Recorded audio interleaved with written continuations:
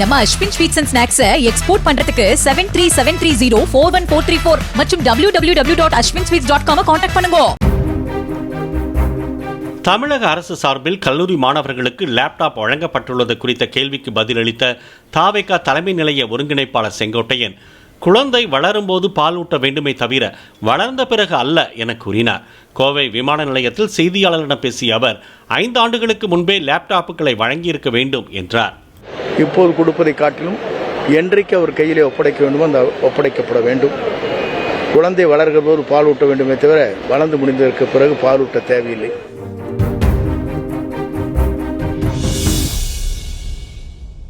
நம்ம Ashwin sweets and snacks export பண்றதுக்கு 7373041434 மற்றும் www.ashwinsweets.com கான்டாக்ட் பண்ணுங்க.